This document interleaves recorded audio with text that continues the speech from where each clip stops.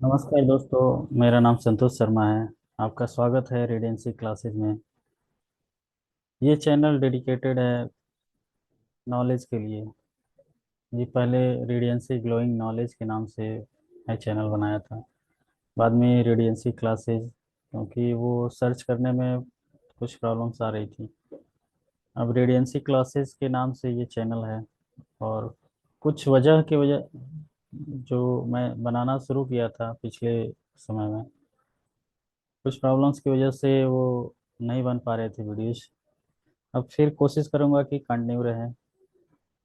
पिछली बार भी हम लोग अलजेब्रा अलजेब्रा के कॉन्सेप्ट सीखने शुरू किए थे। वो भी सीरीज कंप्लीट करूंगा, लेकिन नए सीरीज से कुछ ये मैं शुरू करने जा रहा हूँ। इसमें हम लोग डिफरेंट क्लासेस के अलग अलग क्लासों के वीडियोज बनाएंगे। और उसमें क्लास 6 से लेकर के क्लास 10 तक के जो मैथमेटिक्स का जो भी टॉपिक है वो सारा कवर किया जाएगा। ये इसलिए किया जा रहा है कि एक फाउंडेशन बन जाए, और वो उन बच्चों के लिए भी बेनिफिशियल होगा जो क्लास 6 7 8 9 10 में पढ़ रहे हैं। और प्लस उन लोगों के लिए भी जो कंपटीशन की प्रिपरेशन करते हैं और उनका मैथमेटिक्स बहुत वीक है। तो बेहद बहुत ही फाउंडेशन से ये शुरू की जा रही है, बहुत ही बेसिक से। ये सारी चीज़ें बेसिक से एडवांस लेवल तक सारी पढ़ाई जाएंगी, जो कि कंपटीशन्स में आते हैं। इन्हीं इन्हीं पे सारे क्वेश्चन रहते हैं। तो हम लोग शुरू करते हैं। आज आज का चैप्टर है ये कोऑर्डिनेट ज्योमेट्री। कोऑर्डिनेट ज्योमेट्री में ये होता है कि इसमें दो लाइनें ऐसी होती हैं जो ये एक दूसरे के परपेंडिकुलर होती हैं। और ये परपेंडिकुलर लाइंस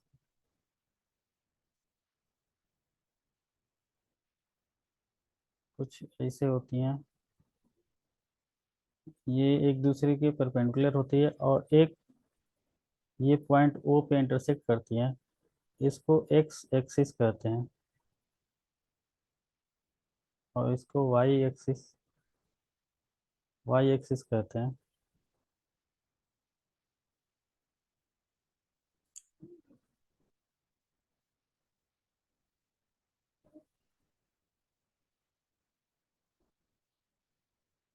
वाई एक्सिस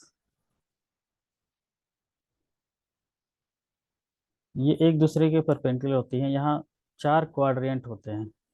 ये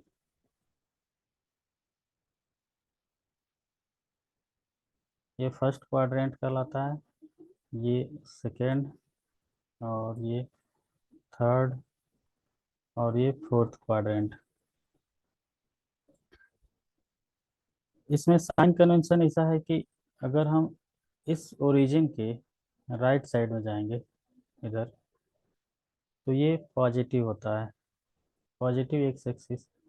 इधर जाएंगे तो negative x axis, negative x axis होता है। सेम वैसे ही अगर वाई एक्सिस पे हम ऊपर चलते जाएं, ऊपर की तरफ, तो ये पॉजिटिव वाई एक्सिस होता है। और अगर हम नीचे की तरफ जाते हैं तो ये नेगेटिव एक्स वाई एक्सिस होता है, नेगेटिव वाई एक्सिस होता है। इस पे हम लोग किसी भी पॉइंट को रिप्रेजेंट करने के लिए पहले हम लोग एक्स एक्सिस के पॉइंट को रिप्रेजेंट करते हैं, और फिर हम लोग वाई एक्सिस को।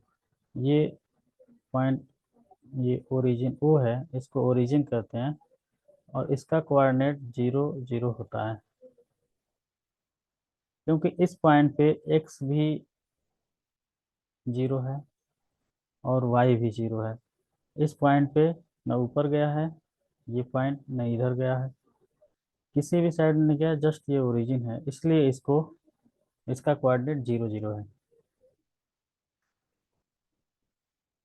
इसको ऑर्डिनेट भी कहते हैं वाई एक्सिस को, और एक्स एक्सिस को अवशीषा भी कहते हैं। और ये ऑर्डिनेट भी कहते हैं।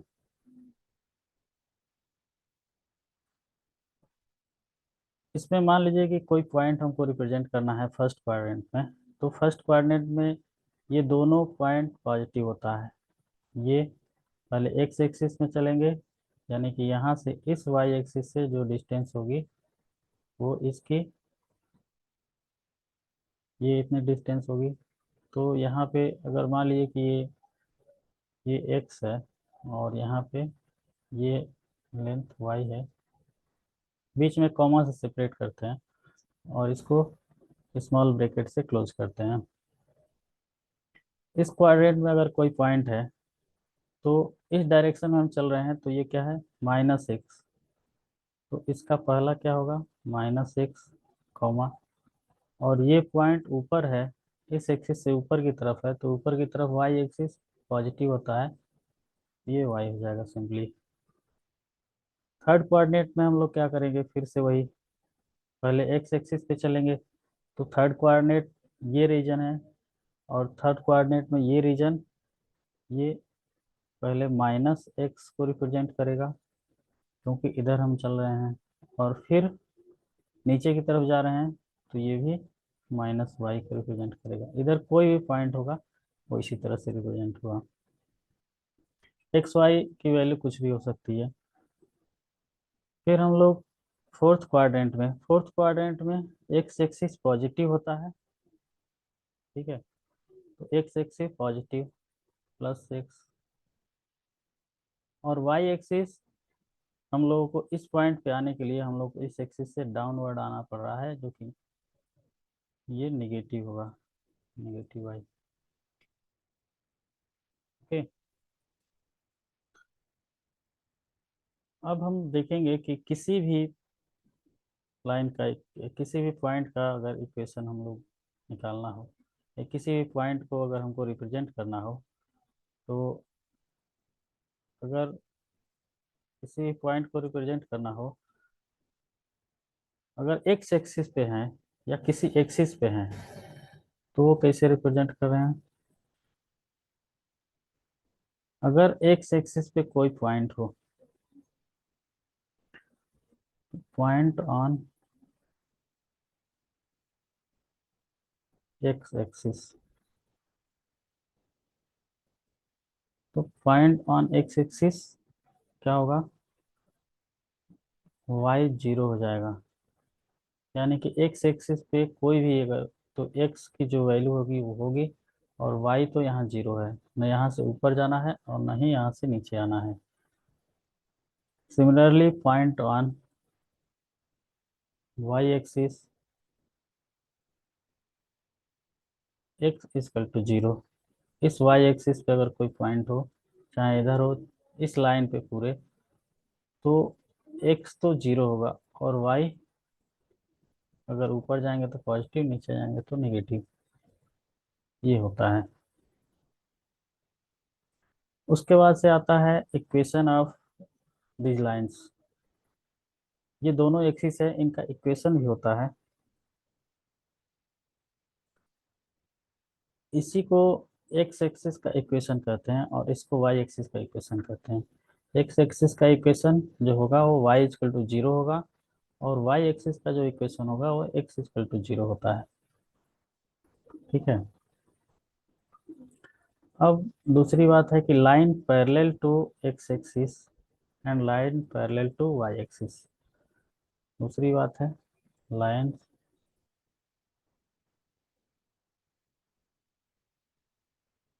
Parallel to x axis. Equation of lines, equation of lines parallel to x axis. अगर कोई लाइन है जो कि पैरेलल टू एक्स एक्सिस है, इस एक्स एक्सिस के पैरेलल है, ये एक्स एक्सिस है, और उसके पैरेलल कोई अगर लाइन है, तो हम देखेंगे कि ये लाइन इस वाली लाइन से कितनी दूरी है। अगर ये बीच की डिस्टेंस ए है और ये पैरेलल है, तो line equation of lines parallel to x axis क्या हो जाएगा, y इजकल टू ए, क्योंकि ये y एक्सिस पे a डिस्टेंस पे है और ये पैरेलल है। अब ये हर जगह पे y जो इसका होगा, ये y एक्सिस पे ये a डिस्टेंस पे होगा हर जगह पे, इस एक्सिस से एक्स एक्सिस से ये लाइन जो होगा ये y इजकल टू एक ही लाइन है। Similarly lines equation of lines parallel to y axis, ये क्या हो जाएगा, x इजकल टू b। अगर ये y, अगर कोई एक लाइन है जो y एक्सिस के पैरेलल है और इसके बीच की डिस्टेंस जो है वो b है, तो ये y एक्सिस है और इस y एक्सिस के पैरेलल अगर कोई लाइन है और वो हर जगह y एक्सिस से पैरेलल है, इसका मतलब कि इसके बीच की परपेंडिकुलर डिस्टेंस हमेशा b होगी। तो यहाँ पे x इजकल टू ये b होगा, उस लाइन का इक्वेशन है जो line parallel to x axis है, वाई एक्सिस है, और line parallel to x axis y is equal to a, और line parallel to Y axis x is equal to b. Okay, इसके बाद से नेक्स्ट आता है distance between points. Distance between two points,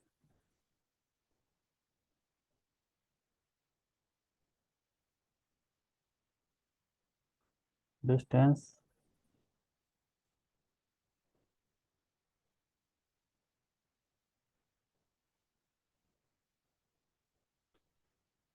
distance between two points यानी कि दो बिंदुओं के बीच की दूरी। दो बिंदुओं के बीच की दूरी, अगर मान लीजिए कि ये एक्स एक्सिस है, ये वाई एक्सिस है और ये एक्स एक्सिस है, ठीक है, और इनके बीच के अगर दो ऐसे पॉइंट हैं, एक पॉइंट ये है और एक पॉइंट मान लीजिए कि, पहले लाइन ही ड्रॉ कर लेते हैं, एक पॉइंट बी है और इन दोनों पॉइंट्स को मिलाने से ये ए बी लाइन बनी है, जो कि इसके बीच की डिस्टेंस ये बताती है, और इसके बीच की डिस्टेंस को हम अगर डी से रिप्रेजेंट करते हैं, ठीक है, और ए पॉइंट का कोऑर्डिनेट x1 है और y1 है, और इस पॉइंट का कोऑर्डिनेट x2 और y2 है। इसका मतलब ये कि इस पॉइंट पे x1 डिस्टेंस पे है, यहाँ से x1 डिस्टेंस है, इस ओरिजिन से ये ये पॉइंट x1 डिस्टेंस पे है और y1 हाइट पे है, यहाँ से y1 हाइट पे है। ये सिमिलरली ये पॉइंट y एक्सिस से ये x2 डिस्टेंस पे है और ये y2 डिस्टेंस पे है, y2 हाइट पे है। अब इसमें थोड़ा सा मॉडिफिकेशन करेंगे और ये देखेंगे कि इस पॉइंट को हम, इस पॉइंट से हम इस लाइन को आगे बढ़ाते हैं, ठीक है। अब मान लेते हैं कि ये पॉइंट सी है।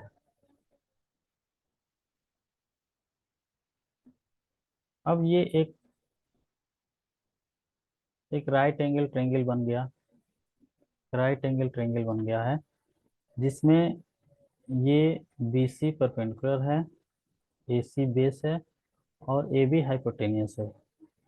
ये आधार है, ये लंब है और ये कर्ण है। ए बी कर्ण है, ए बी आधार है और बी सी लंब है। तो यहाँ पे अगर हम पाइथागोरस थ्योरम लगाएं, उससे लगाने से पहले हम देखते हैं ये बी सी की हाइट कितनी होगी। ये यहाँ से और यहाँ तक की टोटल डिस्टेंस y2 है, और इस पॉइंट से इस पॉइंट की हाइट जो है वो y1 है। हम यहाँ से पता कर सकते हैं कि ये पॉइंट से इस पॉइंट तक y1 है, तो जाहिर सी बात है ये y1 होगी। यहाँ से यहाँ तक y1 है और टोटल y2 है, तो ये डिस्टेंस कितनी हो जाएगी, y2 माइनस y1 हो जाएगी। सिमिलरली ये टोटल डिस्टेंस x2 है, और यहाँ से यहाँ तक के ये टोटल x2 है, यहाँ से यहाँ तक x2 है, और यहाँ तक x1 है, तो ये डिस्टेंस कितनी हो जाएगी, x2 माइनस x1। अब इसमें हम पाइथागोरस थ्योरम यूज करेंगे। तो भाई पाइथागोरस थ्योरम, PHAGO,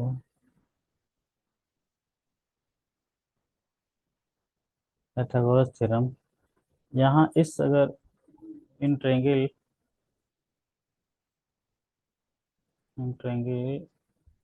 ABC, यहाँ पे AB square is equal to AC square plus BC square. Now AB is equal to under root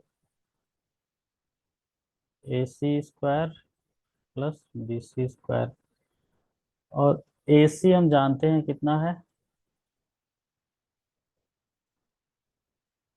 x2 minus x1 plus, अब BC कितना है, y2 minus y1, y2 minus y1, इसका whole square, और ये under root में है। ए बी इजकल टू इतना हो जाएगा। यही इन दो इस दो पॉइंट ए बी के बीच की डिस्टेंस का फार्मूला है। और यहाँ पे सॉरी, ये x2 माइनस एक्स का होल स्क्वायर, क्योंकि ये AC है, AC की वैल्यू x2 माइनस एक्स है, और AC का स्क्वायर है तो x2 माइनस एक्स का होल स्क्वायर हो जाएगा। फिर वैसे ही BC की वैल्यू y2 माइनस y1 है और इसका होल स्क्वायर है, तो y2 माइनस y1 का भी होल स्क्वायर हो जाएगा। ये यूनिट में कोई इसकी मीटर डिस्टेंस जो भी अगर दी रहेगी, तो इसकी जो भी डिस्टेंस होगी वो यूनिट हम लोग वहाँ लिख देंगे। ठीक है, तो इस तरह से डिस्टेंस बिटवीन टू पॉइंट्स हमने फाइंड कर लिया। इस पे क्वेश्चन ऐसे आते हैं कि जैसे कि सीधे सीधे दो पॉइंट दे दिए रहेंगे और उनके बीच की डिस्टेंस फाइंड करनी रहेंगी। बहुत आसान है, यही सिंपल सा फार्मूला यूज करेंगे। एक और इसमें चीज़ है कि अगर मान लीजिए कि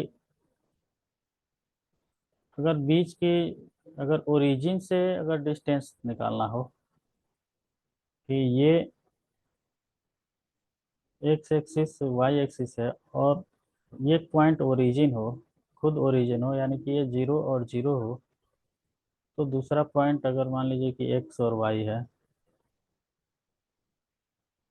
ये दूसरा पॉइंट हुआ है ए है, तो सेम वैसे ही हम लोग इसमें भी वही फार्मूला यूज करेंगे। तो यहाँ पे जो अगर मान लीजिए x2 के जगह पर हम x और x2 y2 के जगह पर एक्स वाई लिख देते हैं, और x1 y1 के जगह पे 0 0 हो गया, यानी कि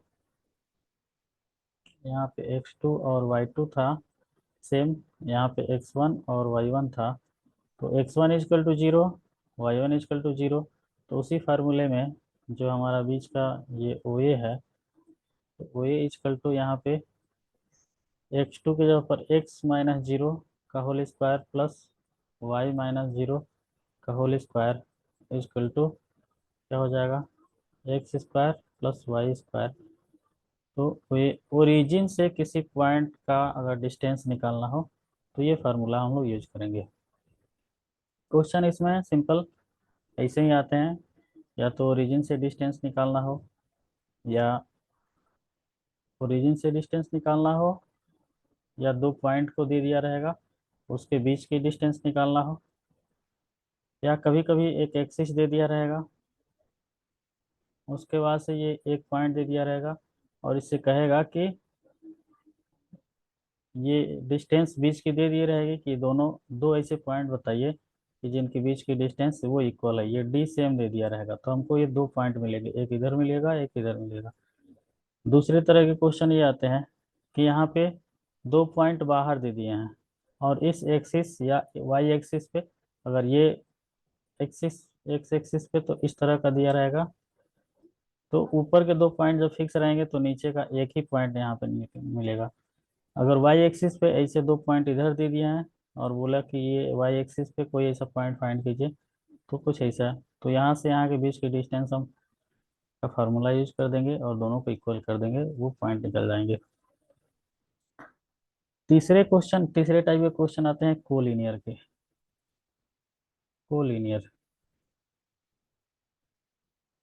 कोलिनियर के लिए हम जानते हैं कि अगर कोई चीज़ लाइन में होगी, एक सीधी लाइन में होगी, तो सीधी लाइन में है, तो अगर हम ये टोटल डिस्टेंस मेजर करें, अगर ये ए बी और तीन पॉइंट हैं यहाँ सी, तो अगर ए सी और फिर सी बी, ये दोनों मिल करके जितनी डिस्टेंस होगी वही सेम डिस्टेंस यहाँ से ए बी की टोटल होनी चाहिए। अगर कम या ज़्यादा हो रही है इसका मतलब कि वो लाइन उस लाइन से कुछ दूर है या सीधी लाइन में नहीं है, उस लाइन पे तो नहीं है। तो हम ये प्रूफ अगर कर देंगे कि A B is equal to A C plus B C, अगर ये प्रूफ हो जाता है तो वो लाइन कोलिनियर हो जाएगी। ठीक है। उसके बाद से नेक्स्ट टाइप के क्वेश्चन आते हैं इसमें कि सर्किल वाले। ये एक सर्किल है और ये सर्किल, सॉरी,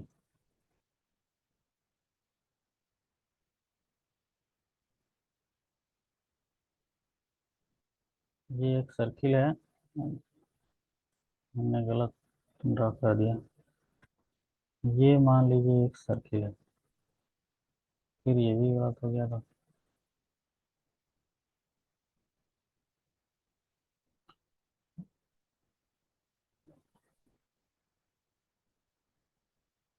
कट रहा है। एक सर्किल है, मान लेते हैं ये सर्किल है, और ये सर्किल से ये सेंटर होता है, और सेंटर से इसके सरकमफ्रेंस के बीच की डिस्टेंस हमेशा आर होती है। कोई भी पॉइंट अगर सरकमफ्रेंस पे लेते हैं तो हमेशा ये आर कहलाता है, रेडियस कहलाता है।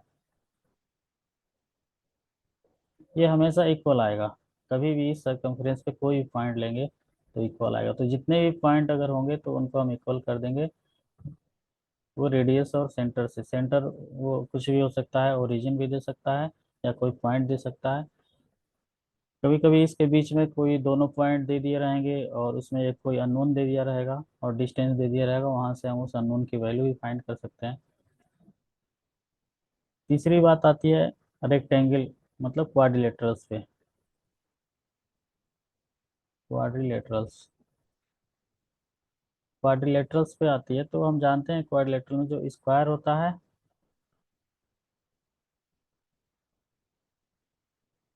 वो,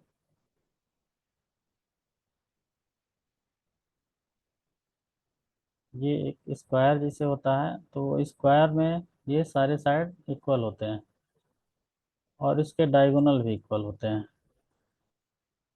ठीक है। फिर आता है रेक्टेंगल। रेक्टेंगल में ये, अगर एक रेक्टेंगल है तो इसके जो अपोजिट ये साइड होते हैं ये इक्वल होते हैं और इसके डायगोनल भी इक्वल होते हैं। ठीक है। फिर आता है एक पैरेललोग्राम। पैरेललोग्राम में कुछ ऐसे रहता है, तो पैरेललोग्राम में इसके साइड जो होते हैं अपोजिट साइड इक्वल होते हैं, डायगोनल्स अनइक्वल होते हैं। ठीक है। फिर आता है एक रम्बस। तो रम्बस में भी जो डायगोनल होते हैं वो अनइक्वल होते हैं, लेकिन ये 90 डिग्री पे कट करते हैं और उसके सारे साइड इक्वल होते हैं। इन्हीं प्रॉपर्टी का यूज करके हम लोग इसके चारों वर्टेक्स दिए रहेंगे, इसके चारों वर्टेक्स के कोऑर्डिनेट दिए रहेंगे या ओरिजिन का दिया रहेगा, और उस समय हम लोग ये डिस्टेंस, अगर हमको पता रहेगा कि ये इस स्क्वायर में इसके चारों साइड और इसके दोनों डायगोनल इक्वल होते हैं, रेक्टेंगल में इसके जो सामने वाले साइड होते हैं, अपोजिट साइड होते हैं जो इक्वल होते हैं, इसके डायगोनल जो इक्वल होते हैं, उसी प्रॉपर्टीज का यूज करके हम लोग इसको इस तरह के इसके क्वेश्चन को सॉल्व कर लेते हैं। आज इस सीरीज में बस इतना ही। नेक्स्ट डे हम लोग फिर मिलेंगे इसी टॉपिक को कंप्लीट करने के लिए। तब तक के लिए नमस्कार। इस चैनल को सब्सक्राइब कीजिए, लाइक कीजिए अगर पसंद आया हो तो, और अपने भी फ्रेंड्स को बताइए। Okay, thank you.